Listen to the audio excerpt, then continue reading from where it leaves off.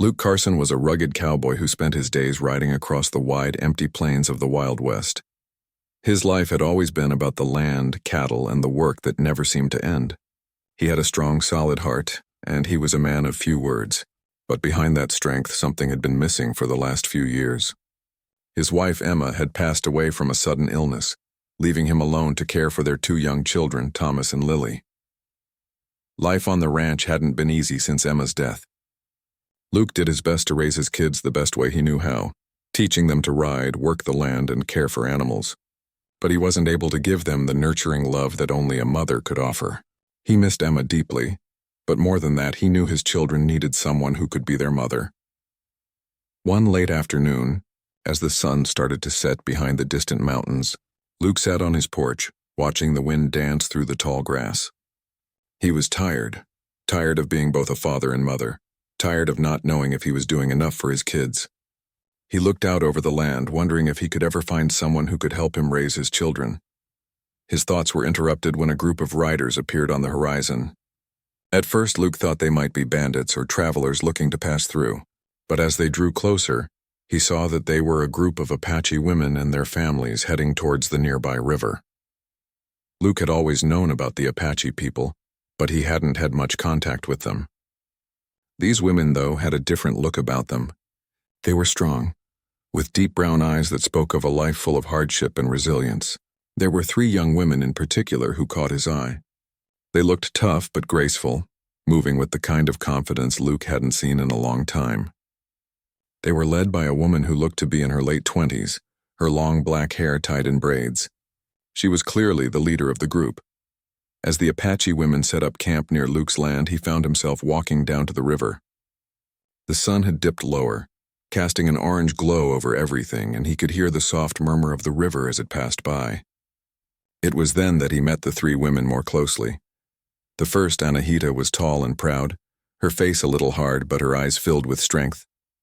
The second, Sana, had a more gentle face with kind eyes that seemed to see right through you. The third, Naeli, was younger than the other 2, with a bright, mischievous look in her eyes. She had a spark that made you want to smile just by looking at her. The women were washing their clothes by the river when Luke approached. He tipped his hat and introduced himself. The 3 women paused for a moment, looking him over before they nodded in greeting. "I don't mean to disturb," Luke said, trying to find the right words, "but I saw you and your people camped out near my land. If you need anything, feel free to come over." Anahita, who seemed to be the one in charge, gave him a small nod. "Thank you, but we're fine. We're just passing through." Luke didn't want to seem like he was overstepping, but he couldn't shake the feeling that he should say something more. He stood there for a moment watching the women work and then finally decided to speak up again. "I'm raising 2 kids on my own," Luke said, his voice quieter now. "It's not easy. I've been trying to give them the love and care they need, but there's only so much I can do alone. I guess I could use some help." The words hung in the air for a moment before Anahita spoke again. "I see, you need a wife for your children." Luke felt a lump form in his throat and he looked away. "I didn't mean to be blunt," he said, "but that's the truth. I'm not looking for love or anything like that. Just someone who can help raise them, someone who can give them what I can't." There was silence between them, and Luke began to feel like maybe he had said too much. But then Anahita looked at him seriously, and in her voice there was no judgment, just understanding. "We can help," she said quietly. "My sisters and I, we have all lost our families. We don't seek love either. We seek a home, a place where we can contribute, where we can help." Luke looked back at her, surprised. He had expected them to refuse, or at least to question his request. But instead, they seemed to understand exactly what he was asking. "I didn't mean to overstep," Luke began, but Anahita raised her hand, signaling him to stop. "You didn't," she said, her voice softening. "We understand. We'll talk among ourselves." Over the next few days, Luke spent time with the Apache women, getting to know them better. As he did, he realized that they weren't just helping him. They were becoming a part of his life in ways he hadn't expected. They worked alongside him, and each woman brought something unique to the table. Anahita was fiercely independent and skilled with horses. Sana had a nurturing nature that made the kids feel at ease. And Naeli had a playful spirit that brought joy back to the ranch. By the end of the week, Luke found himself with a proposal, one that he had never expected to make. It was one evening, after a long day of work, when Luke sat down with the three women around the fire. "I need someone to help me raise these kids," he said, his voice steady but filled with the weight of the request. "I'm not asking for anything more, but will you help me?" There was a long pause, and then to Luke's surprise, all three women agreed. Each of them had their own reasons, their own needs, and their own dreams. But together they saw the potential in this new arrangement. They weren't just agreeing out of duty. They were choosing to be a part of something bigger, a family that could bring healing and hope to all of them. And so, with that, the deal was made. Luke's life was about to change in ways he never imagined, and as he looked around the fire, he felt a sense of hope for the first time in a long while. The women were not just his helpers. They were about to become an essential part of his family, and for the first time in years, he wasn't alone. The days that followed were filled with the sounds of hard work, laughter, and the quiet moments that brought a sense of peace to Luke's ranch. He had never imagined that his life could change so quickly, but the arrival of the three Apache women had brought a new kind of life to the place. Anahita, Sana, and Nayeli became more than just helpers to Luke. They became a part of his world. It didn't take long for them to settle into their new roles. Anahita had a natural way with the horses, and Luke admired her ability to calm even the wildest animals. She showed him new techniques to care for the cattle, and taught him things he had never known about their care. She was strong, confident, and independent, but there was something about the way she took care of the animals that softened the sharpness in her eyes. Sana, the middle sister, was the heart of the ranch. Her gentle nature made her the perfect caretaker for the children. She spent hours teaching them how to tend to the garden, sew clothes, and make bread. Luke watched as his children began to grow closer to her, calling her Aunt Sana. She had a way of making everything feel warm and safe. There were no harsh words, no rushed movements, just patience, love, and quiet instruction. Nayeli, the youngest of the three, had a different energy. She was wild, free-spirited, and full of life. She could often be found running across the fields with Thomas, teaching him how to climb trees, or showing Lily how to catch frogs by the river. Nayeli brought joy and laughter back into the house. Her easy smile and playful spirit were contagious, making the ranch feel less like an empty place and more like a home.